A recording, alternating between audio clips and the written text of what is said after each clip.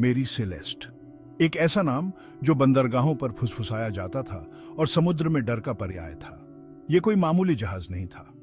मेरी सेलेस्ट एक ब्रिगेंटाइन था, 2 मस्तूल वाला एक नौकायन जहाज। इसे 1861 में बनाया गया था। उस समय इसे मेरी सेलेस्ट नहीं कहा जाता था, इसे अमेजन के नाम से जाना जाता था। शायद ये नाम सही था, एक ऐसे जहाज के लिए जो इतने अजीब और विचलित करने वाले भाग्य के लिए बना था। अपने शुरुआती वर्षों में अमेजन ने कई बार हाथ बदले। इसे तूफानों और दुर्घटनाओं का सामना करना पड़ा, लेकिन यह सिर्फ उस भयानक रहस्य की एक झलक थे जो आगे इंतजार कर रहा था। 1869 में जहाज का नाम बदलकर मेरी सेलेस्ट कर दिया गया। उस समय किसी को नहीं पता था कि यह नया नाम अब तक के सबसे स्थायी समुद्री रहस्यों में से एक का पर्याय बन जाएगा।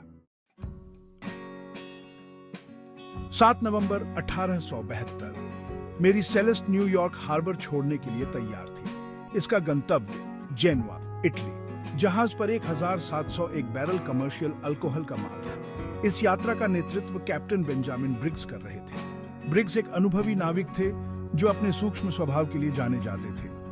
उनके साथ उनकी पत्नी सारा और उनकी छोटी बेटी सोफिया भी थी। जहाज के साथ अनुभवी क्रू मेंबर्स ने इस समूह को पूरा किया। वे एक छोटा समूह थे, लेकिन वे एक टीम थे जो समुद्र की विशालता और रोमांच के वादे से एक साथ बंधे थे। 5 दिसंबर 1872 देई ग्राशिया, एक ब्रिटिश ब्रिगेंटाइन, अजोरेस द्वीप समूह के पास शांत समुद्र में नौकायन कर रहा था। चालक दल ने दूर एक जहाज को देखा। यह मेरी सेलेस्ट थी।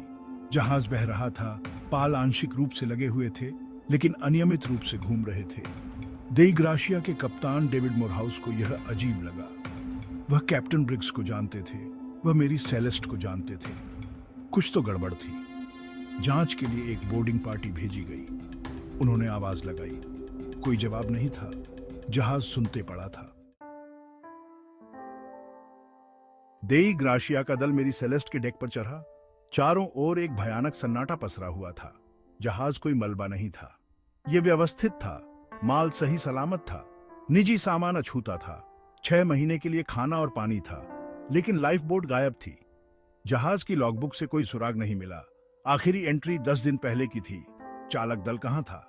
इस जहाज का जो देखने में कोई नुकसान नहीं हुआ था, आखिर हुआ क्या था? भाग 5, आतंक के सिद्धांत। मेरी सेलेस्ट के साथ क्या हुआ? मेरी सेलेस्ट के रहस्य ने पूरी दुनिया को अपनी चपेट में ले लिया। लोगों ने स्पष्टीकरण दिए। क्या यह डकैती थी, विद्रोह? क्या किसी विशाल स्क्वीड या किसी विशाल लहर ने चालक दल को बहा दिया था, या कुछ और भी भयावह था? संभावनाएं उतनी ही विशाल और गहरी थीं जितना कि समुद्र खुद। भाग 6, क्या यह विद्रोह था? सबूतों की जांच। कुछ लोगों को विद्रोह पर शक था। क्या क्रू ने कैप्टन ब्रिग्स और उनके परिवार के खिलाफ बगावत कर दी थी? लेकिन जहाज बहुत अच्छी स्थिति में था। संघर्ष के कोई निशान नहीं थे। शराब के कार्गो को हाथ भी नहीं लगाया गया था। विद्रोह की संभावना कम ही लग रही थी। आखिर किस बात ने क्रू को इतनी जल्दबाजी में जहाज छोड़ने पर मजबूर कर दिया, लेकिन सब कुछ पीछे छोड़ दिया? भाग 7, समुद्री राक्षस और दुष्ट लहरें। प्राकृतिक स्पष्टीकरणों की खोज। दूसरों ने समुद्र को ही दोषी ठहराया। मॉन्स्टरी लहरों और विशाल समुद्री जीवों के किस्से नाविकों की कहानियों में भरे हुए थे। क्या कोई दुष्ट लहर चालक दल को अपने साथ बहा ले गई होगी? या हो सकता है कि एक क्राकेन, एक पौराणिक समुद्री राक्षस, उन्हें पानी की कब्र में घसीट ले गया हो। हालांकि ये कहानियां कल्पना को मोह लेती थी, लेकिन इस तरह के काल्पनिक दावों का समर्थन करने के लिए कोई सबूत नहीं था। भाग 8, लोकप्रिय संस्कृति में मेरी सेलेस्ट साजिश की एक विरासत। मेरी सेलेस्ट की कहानी एक सनसनी बन गई। लेखकों, कलाकारों और फिल्म निर्माताओं को इसके परेशान करने वाले रहस्य में प्रेरणा मिली। शर्लक होम्स के रचनाकार सर आर्थर कॉनन डॉयल ने भी इस घटना का एक काल्पनिक लेख लिखा था। मेरी सेलेस्ट अज्ञात का प्रतीक बन गई।